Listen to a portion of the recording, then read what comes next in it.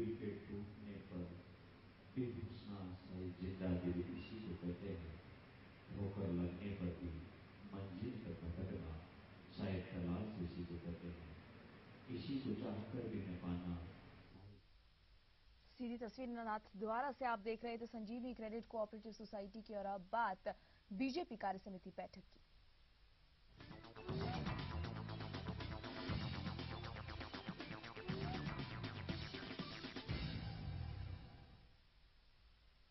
तो जोधपुर में बीजेपी कार्य समिति की बैठक का आज दूसरा दिन है। सीएम राज्य बैठक में हिस्सा ले रही हैं। शाम को मुख्यमंत्री रोड शो भी करेंगी। कार्य समिति के बाद कोर कमेटी की भी बैठक होगी।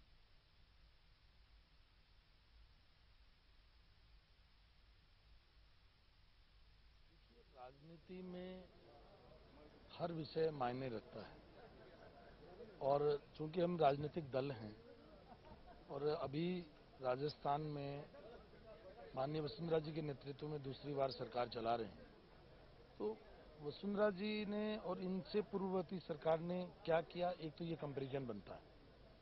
और हम ये इतना बड़ा क्लेम कर रहे हैं तो कहीं न कहीं राजस्थान के आधारभूत ढांचे को मजबूत करने का काम हमने किया है। राजस्थान में रोजगार किस तरीके से सृजित हो उसका काम किया है। राजस्थान के किसान को मजबूत करने का काम किया है। राजस्थान में स्किल डेवलपमेंट लाने का काम किया है। हिंदुस्तान की इकोनॉमी में मल्टीप्लिसिटी ऑफ इनडायरेक्ट टैक्सेस था, तो मल्टीप्लिसिटी ऑफ इनडायरेक्ट टैक्सेस को यूनिफॉर्म कैसे किया जाए ये एक चैलेंज था। क्योंकि हिंदुस्तान की आज़ादी 1947 में जरूर हुई, हिंदुस्तान अपने आप में एक इकोनॉमी बना, लेकिन हिंदुस्तान के अंदर कई इकोनॉमी चली गई। राजस्थान का टैक्स स्ट्रक्चर कुछ और था, गुजरात का टैक्स स्ट्रक्चर कोई और था। एक देश के अंदर 30 इकोनॉमीज काम करें, उसका आप अंदाजा लगा सकते हैं कि देश के अंदर seamless flow of inter state trade possible नहीं था। हिंदुस्तान की इकोनॉमी को कॉम्पिटिटिव इकोनॉमी में कैसे तब्दील कर सकते हैं? हिंदुस्तान की इकोनॉमी को कॉम्पिटिटिव इकोनॉमी में तब्दील किए बिना हिंदुस्तान की इकोनॉमी को इलास्टिक इकोनॉमी में तब्दील नहीं किया जा सकता। मैं समझता हूं पहली बार स्टेट्स ने और सेंटर ने मिलकर के विन विन सिचुएशन के अंदर जीएसटी लागू किया है, जिससे हिंदुस्तान की इकोनॉमी बायोवेंट इकोनॉमी में तब्दील होगी और हिंदुस्तान की ग्रोथ को और हिंदुस्तान के एम्प्लॉयमेंट जनरेशन को और हिंदुस्तान के इन्वेस्टमेंट को नई दिशा मिलेगी।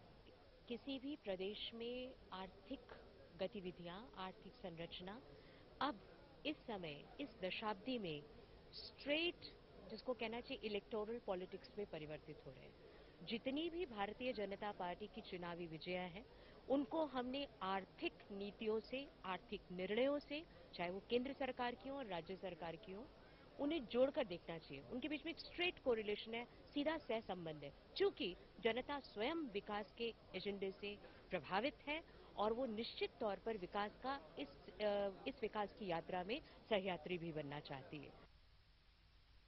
और अब अधिक जानकारी के लिए हमारे संवाददाता ललित हमारे साथ जुड़ गए हैं जोधपुर से। रुख उनका करेंगे सीधे। ललित, आपसे जानना चाहेंगे कि क्या कुछ जारी है? बीजेपी की कार्य समिति की बैठक का दूसरा दिन है, क्या कुछ हलचल वहां पर? देखिए राधिका, दूसरा दिन है, प्रदेश बीजेपी कार्यकारिणी की बैठक चल रही है और इस वक्त जो है मुख्यमंत्री वसुंधरा राजे की स्पीच चल रही है। अब से कुछ ही देर बाद जहां मैं खड़ा हूं, ये प्रेस वार्ता का कक्ष है। यहाँ पे अशोक फडणवीस आके 2 दिन में जो कार्य समिति में फैसले हुए हैं उसकी जानकारी देंगे। तो तैयारी पूरी हो चुकी है। प्रेस बॉक्स में आप खड़ा हूं, प्रेस बॉक्स बनाया गया है और उससे कुछ ही देर में अशोक फडणवीस आएंगे और 2 दिन में जो मंथन हुआ है बीजेपी की ओर से उसको विस्तार से बताएंगे। राधिका, जिन्हें साथ ही ये भी जानना चाहेंगे कि दूसरा दिन आज है, कल क्या कुछ चर्चा के विषय रहे और साथ ही आज क्या कुछ चर्चा के विषय रहने वाले हैं इस बैठक में? देखिए कल की बात करें तो कल 2 सेशन हुए थे। पहला सेशन में जो 3 प्रस्ताव पास किए गए थे, रिफाइनरी के मुद्दे को लेकर बात हुई थी, जनता के बीच जो जाने की बात हुई, जो फ्लैगशिप योजना है उनको ले जाने की बात हुई थी, विस्तारक जो भेजने की बात है उन पर प्रस्ताव पास किए गए थे। साथ ही बेटी बचाओ बेटी पढ़ाओ को प्रधानमंत्री की मुहिम है, उस पर मंथन हुआ, उस पर प्रस्ताव पास हुआ है। जहां तक आज बात करें, आज 4 प्रस्ताव, 4 सेशन हुए हैं। चारों सेशन के अंदर 2018-2019 के जो चुनाव आने वाले हैं उनमें कार्यकर्ताओं को जुटने की बात की गई है और सारे रोड मैप आज इसको तैयार किए गए हैं।